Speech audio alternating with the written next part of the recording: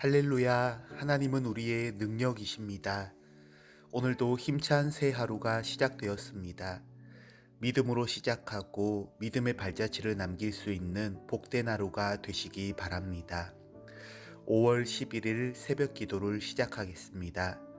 다 같이 사도신경 하시겠습니다. 나는 전능하신 아버지 하나님 천지의 창조주를 믿습니다.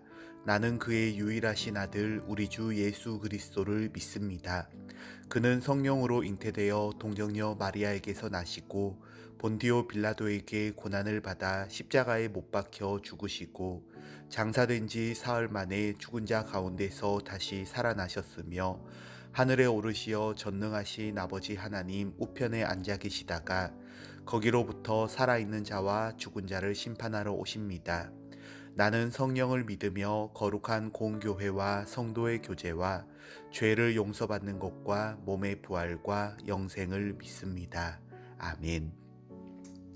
사랑의 하나님, 오늘도 새 하루를 주셨습니다. 이 하루가 그저 흘러가지 않게 하시고 하나님의 생명 역사 가운데 순종하는 하루가 되게 하여 주옵소서. 예수님의 이름으로 기도드립니다. 아멘. 찬송가 459장입니다. 누가 주를 따라. 누가 주를 따라 섬기려는가. 누가 죄를 떠나 주만 따를까. 누가 주를 섬겨 남을 구할까. 누가 주의 뒤를 따라가려나. 부르심을 받아 주의 은혜로 주를 따라가네.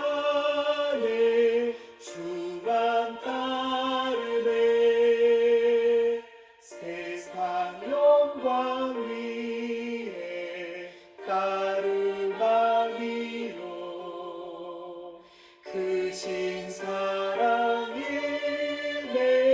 주만 따르고 주가 내려주신 은혜 힘입어 주의 뒤를 따라 힘써 일하네. 부르심을 받아 주의 은혜로 주를 따라가네. 주만 따르네. 환난 핍박 많고 원수 강하나 주의 용사 더욱 힘이 강하니. 누가 능히 이겨 넘어뜨리랴.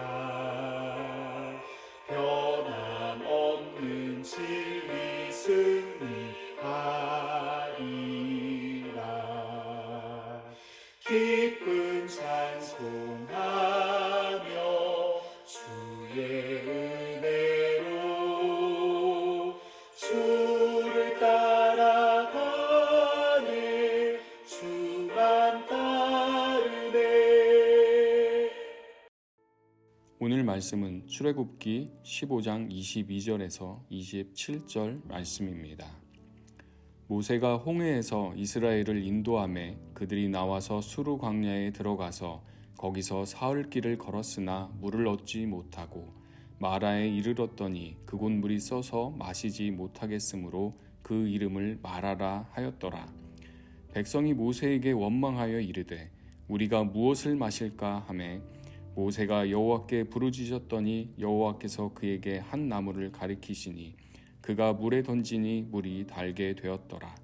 거기서 여호와께서 그들을 위하여 법도와 율례를 정하시고 그들을 시험하실세 이르시되 너희가 너희 하나님 나 여호와의 말을 들어 순종하고 내가 보기에 의를 행하며 내 계명에 귀를 기울이며 내 모든 규례를 지키면 내가 애굽 사람에게 내린 모든 질병 중 하나도 너희에게 내리지 아니하리니 나는 너희를 치료하는 여호와임이라. 그들이 엘림에 이르니 거기에 물샘 12과 종려나무 70그루가 있는지라. 거기서 그들이 그 물 곁에 장막을 치니라. 아멘. 오늘의 말씀을 묵상합니다. 홍해를 건넌 이스라엘 백성은 광야를 지나게 되는데 3일 길을 걷는 동안 물을 얻지 못합니다. 마라라는 곳에 도착하여 물을 얻지만 너무 써서 마시지 못하게 되자 모세를 향해 원망합니다. 하나님이 가리키시는 나무를 모세가 물에 던지니 쓴 물이 단물이 됩니다. 하나님은 하나님의 말씀에 순종하면 재앙을 내리지 않을 것이라고 하십니다. 오늘 말씀은 우리에게 어떤 의미를 주시는지 본문 해설을 봅니다. 쉽게 불평하는 것은 연약한 믿음 때문입니다. 홍해를 건넌 후 이스라엘은 광야길로 접어듭니다. 그들은 광야에서 3일 길을 가는 동안 물을 얻지 못한 데다 마라의 물조차 써서 마실 수 없자 불평합니다. 이스라엘의 이런 모습은 광야 생활 내내 습관처럼 나타납니다. 그들은 나일강 물과 홍해 물을 뜻대로 통제하시는 하나님의 구원을 여러 번 경험했음에도 불구하고 지금 당장 마실 물이 없자 다시 불평을 하는 것입니다. 이들의 문제는 신앙의 눈으로 현실을 바라보지 않고 어린아이처럼 당장 느껴지는 대로 반응한다는 점입니다. 인생 광야길에서 결핍을 경험할수록 우리가 의지할 분은 모든 문제를 주관하시는 하나님이십니다. 질문을 보면 백성은 광야에서 3일간 마실 물을 구하지 못하자 어떻게 반응했나요? 나는 어려운 현실을 불평의 눈으로 보나요? 신앙과 소망의 눈으로 보나요? 해설을 보면 쉽게 불평하는 것은 연약한 믿음 때문이라고 합니다.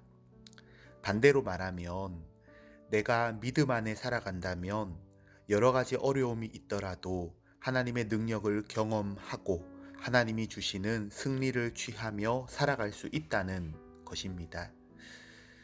우리 인생을 출애굽 여정과 비교하여 말하곤 합니다.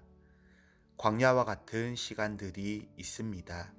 이 땅에 사는 동안 뜻대로 되지 않고 또 편안한 시간만 있지 않고 또 나와 맞는 사람들과만 지낼 수는 없습니다. 광야를 지나는데 가장 기본적으로 필요한 물이 없는 것과도 같은 절망과도 같은 시간을 지날 때가 있습니다. 더 이상 견딜 수 없는 것 같을 때, 그럴 때 우리는 어떻게 해야 하겠습니까? 오늘 말씀을 보면 그때도 신앙의 눈으로 현실을 바라보자고 하시는 것입니다. 우리가 즐겁게 부르는 찬송 중에 엄청난 믿음의 고백이 담겨 있는 찬송들이 있는데 그 중에 한 곡 가사가 이렇습니다. 이 눈에 아무 증거 아니 배어도 믿음만을 가지고서 늘 걸으며 이 귀에 아무 소리 아니 들려도 하나님의 약속 위에 서리라. 눈에 전혀 보이지 않는데 귀에 전혀 들리지 않는데 그런데도 하나님의 약속을 굳게 붙잡고 가자는 믿음의 고백입니다. 어떻게 이런 말을 할 수 있겠습니까?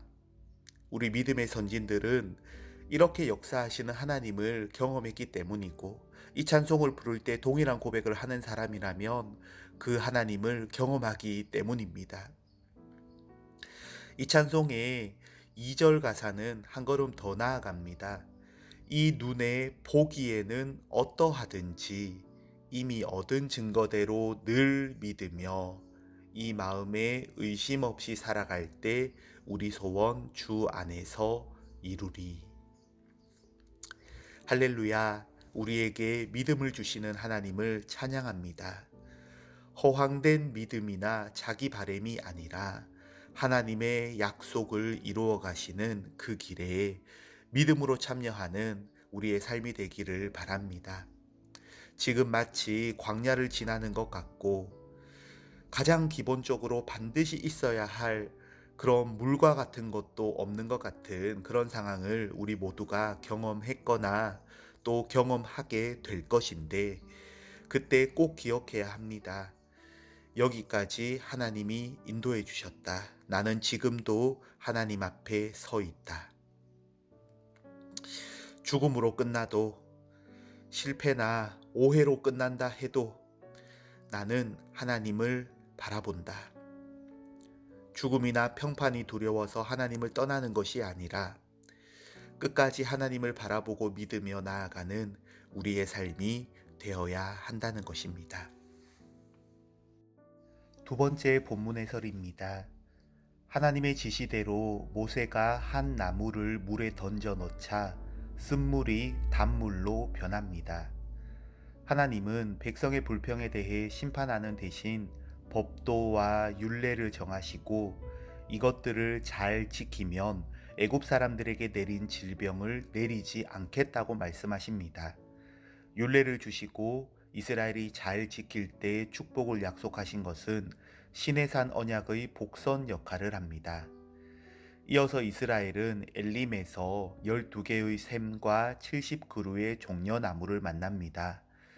물이 없거나 쓴 것은 애굽, 단물로 변한 것은 하나님의 개입으로 달라질 수 있는 광야 생활, 물이 풍부한 엘림은 약속의 땅을 상징한다고 볼 수 있습니다.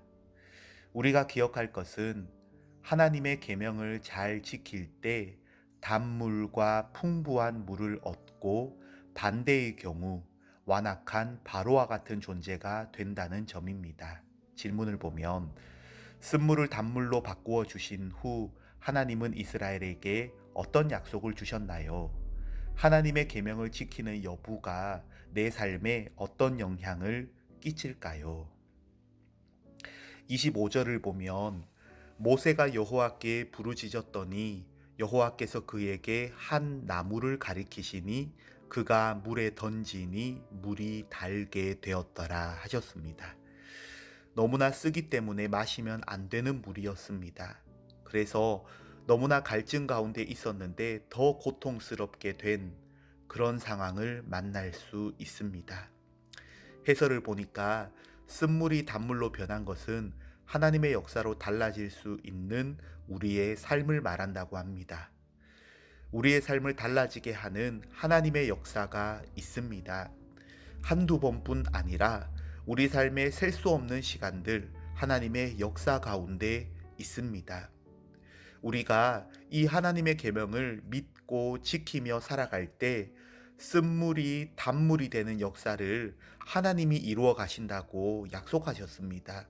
26절을 보면 이르시되 너희가 너희 하나님 나 여호와의 말을 들어 순종하고 내가 보기에 의를 행하며 내 계명에 귀를 기울이며 내 모든 규례를 지키면 내가 애굽 사람에게 내린 모든 질병 중 하나도 너희에게 내리지 아니하리니 나는 너희를 치료하는 여호와임이라. 하나님은 정확하게 선언하셨습니다. 나는 너희를 치료하는 여호와임이라. 물론 이 말씀은 우리의 모든 병이 다 낫고 200년, 300년 살게 해주겠다는 그런 말씀은 아니죠. 한 번 죽는 것은 정해진 일이고 또 여러 가지 질병과 연약해짐이 있습니다. 뜻하지 않는 사고도 있습니다. 그러나 우리가 이 땅에 사는 동안에 또 이 생을 마친 이후에도 우리의 생명이며 치료자가 되어주시는 분은 오직 하나님밖에 없으시다. 나에게만 그러십니까? 가정의 달을 지내고 있는데 우리 부모님에게, 자녀들에게, 형제와 이웃에게 하나님 외에는 그런 분이 없습니다. 아멘이지 않습니까? 그래서 우리는 단물을 찾아다니는 사람들이 아닙니다. 우리는 쓴물과 같은 곳이 단물이 되게 하시는 하나님의 역사의 통로가 되어 살아가는 사람들입니다. 그래서 예수님께서 말씀하셨습니다. 나를 믿는 자는 그 배에서 생수의 강이 흘러나오리라.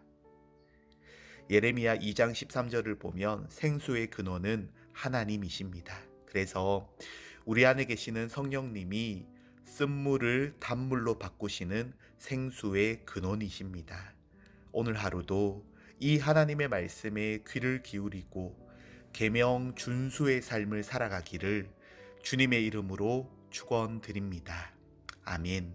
기도하겠습니다. 역사하시는 하나님, 우리의 치료자가 되어주시는 하나님 감사합니다. 어린아이처럼 느껴지는 대로만 반응하지 않게 하시고 하나님의 계명을 기억하고 지키며 그 가운데 단물을 만들어내시는 하나님의 역사를 경험하고 증언하며 살아가게 하옵소서. 이 하루가 온전한 계명 준수의 하루가 되기를 원하며 예수님의 이름으로 기도드립니다. 아멘. 지금은 우리 주 예수 그리스도의 은혜와 하나님 아버지의 크신 사랑과 성령님의 위로교통 하나 되게 하심이 쓴물을 단물로 바꾸시는 하나님의 백성으로 계명 준수의 삶을 살아가기 원하는 주의 백성들과 저들의 가정 위에 언제나 함께 하시기를 간절히 축원하옵나이다. 아멘. 이 시간 우리가 함께 기도할 기도의 제목은 먼저 말씀을 생각하면서 기도합니다. 우리 인생은 여기가 좋사오니 하는 것이 아닌 줄로 합니다. 안주하거나 더 쌓아두기 위해 사는 것이 아니라 하나님의 계명을 기억하고 준수하면서 치료하시는 하나님의 손길 가운데 살아가기 원한다고 기도하겠습니다. 또 코로나 종식과 일상의 회복을 위해 기도합니다. 방역이 지혜롭고 능력 있게 잘 이루어지고 우리 국민들과 전 세계 모든 이들이 함께 잘 헤쳐나갈 수 있어야 하겠습니다.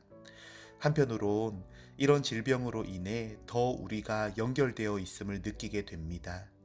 맞습니다. 세계 모든 사람들 또 자연 환경까지 모두 다 하나님의 피조물입니다. 사랑하고 서로 돌보기 원합니다. 우리 가정을 위해서도 기도합니다. 하나님의 말씀을 가정 내에서 부지런히 가르쳐야 한다 하셨습니다. 하나님의 사랑과 은혜, 진리의 말씀, 십자가의 삶, 삶으로만 가르쳐집니다. 아무리 늦었다고 싶어도 하나님은 죽은 자도 살리십니다. 쓴물을 단물로 바꾸시는 하나님의 역사, 모세는 한 나무를 물에 던졌습니다. 오늘 우리도 우리 가정을 하나님께 올려드리며 믿음으로 기도하고 믿음으로 섬겨가기 원합니다. 이 시간 주님 말씀에 순종하며 살아가기 원한다고, 그리고 코로나 방역을 위해서 또 우리 가정을 위해서 함께 기도하겠습니다.